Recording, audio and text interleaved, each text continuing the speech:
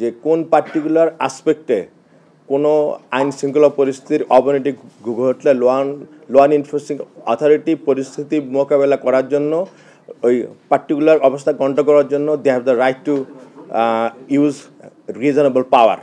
এখন কোর্ট থেকে যদি এটা দেওয়া হয় তাহলে হচ্ছে কি আমরা কোর্টকে বলেছি যারা এই রিট ফাইল করেছে তারা কি কোনো গ্যারান্টি দিতে পারবে বাংলাদেশে আর কোনো বিটিভি ভবনের মতো কোনো অ্যাটাক হবে না, সেতু ভবনে অ্যাটাক হবে না, মেট্রো রেলে অ্যাটাক হবে না, এলিভেটর অ্যাক্সেসে অ্যাটাক হবে না। তার মানে কি পুলিশকে যদি আমরা নিবৃত্ত করি পুলিশ কোনো রিজনাল ফোর্স অ্যাক্সেস দিতে পারবে না, তার মানে কি বাংলাদেশে আবার ভ্যান্ডালিজম আবার হুলিগানদের এই এই এই ধরনের অ্যাটাক চলবে। সুতরাং এই ধরনের vague prayer writ petition is not maintainable. এটা ছিল ফার্স্ট ইস্যু।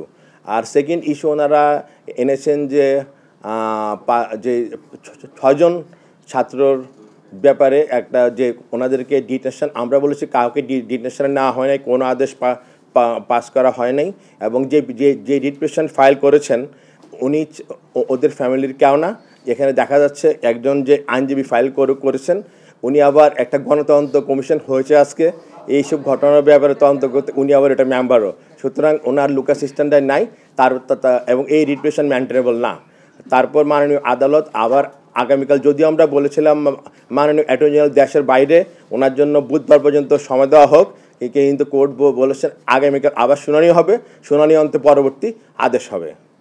আমরা আমাদের জানা মতে এখানে ওনারা যে হেভিয়াস কর্পাস করতে হলে যেহেতু ওনাদের ফ্যামিলির লোক আছে এবং যেহেতু আমরা দেখেছি, আমি কোর্টকে এটাও বলেছি, একটা বিভিন্ন পত্র থেকে আমরা দেখেছি একজন সমন্বয়ক ওর নাম মুগ্ধ, ও ফেসবুকে স্ট্যাটাস দেওয়ার পরের দিন ওকে সাসপিশিয়াসলি খুন করা হয়। তাহলে গতকাল আমরা দেখেছি বলা হয়েছে এদের নিরাপত্তার জন্যই এদেরকে নিরাপত্তা প্রদান করা হচ্ছে। এখানে আমাদের বুঝতে হবে গ্রেফতার বা ডিটেনশন এক জিনিস, আর যে কোনো নাগরিককে নিরাপত্তা প্রদান করা আরেকটা জিনিস। আমাদের জানা মতে কাউকে কোনো গ্রেফতার করা হয় না বা ডিটেইন করা হয় না, এই জাতীয় কোনো আদেশ প্রদান করা হয় নাই।